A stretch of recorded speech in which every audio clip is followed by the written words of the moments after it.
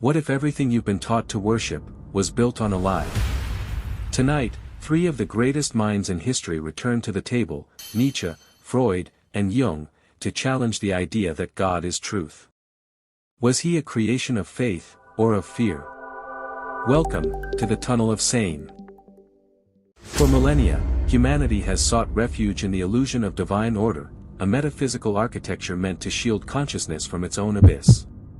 But what if the sacred is not revelation, but invention? What if God himself is the most enduring psychological construct of all, born from fear, guilt, and the need for cosmic reassurance? The question remains, is God a lie? A fiction refined through centuries to give chaos the appearance of purpose? Nietzsche, Freud, and Jung each confronted this question, not as heretics, but as diagnosticians of belief. Is God a lie? No, God was a necessity, a desperate invention of trembling creatures who could not bear the silence of the infinite. When man first gazed into the abyss and saw nothing staring back, he filled it with a father, a judge, a dream. And then he knelt before his own creation and called it truth. The divine was our mirror, our highest self projected into eternity. But we forgot it was a mirror. We began to worship our reflection and called it morality. We built cathedrals to our own fear. And now, the echo of that illusion fades. God did not die by blasphemy. He died by understanding. We looked too deeply into our own minds, and the altar collapsed. So I tell you, if God was a lie, he was the most human lie ever told. But beware, the death of God is not liberation. It is responsibility. For now, nothing stands between you and the abyss. Is God a lie? No.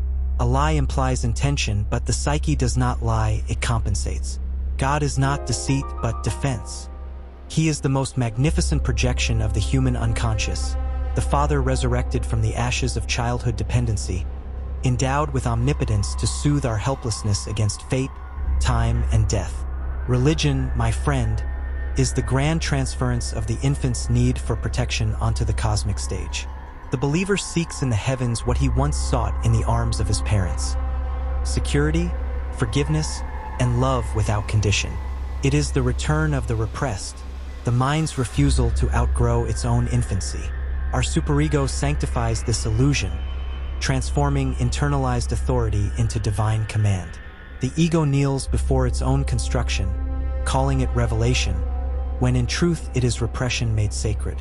The temple is but a mirror of the mind's structure: altar, priest, and prayer, all born from psychic necessity. When man speaks to God, he is merely addressing his own unconscious, the ancient reservoir of wishes, fears, and forbidden desires.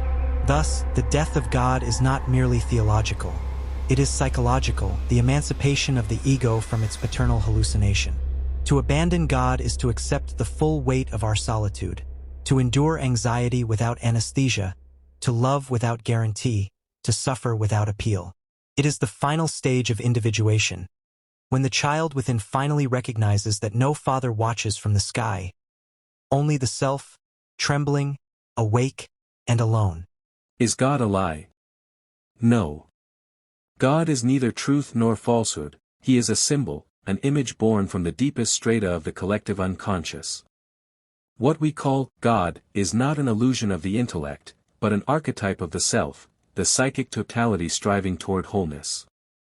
Freud saw projection, Nietzsche saw liberation. But I see transformation. The divine is not external, it is within, an experience of the numinous, the awe-filled encounter with the infinite that dwells in the human soul. To call God a lie is to misunderstand the language of the unconscious. The psyche does not speak in logic, it speaks in symbols. Across every age, man has dreamt of divinity not because he invented it, but because it arose within him. The God image is an autonomous content, a revelation from the depths, a voice of the self-seeking integration. When God dies in the heavens, he is resurrected within the soul, transfigured from dogma into inner experience. The true task, therefore, is not to prove or disprove God, but to encounter him psychologically, to face the archetype of totality that demands recognition in every human life. Individuation is our modern theology, the path by which man reconciles with his own shadow, and in so doing, rediscovers the divine within his own depths. So no, God is not a lie. He is the eternal metaphor of our becoming, the living symbol of consciousness evolving toward its own mystery.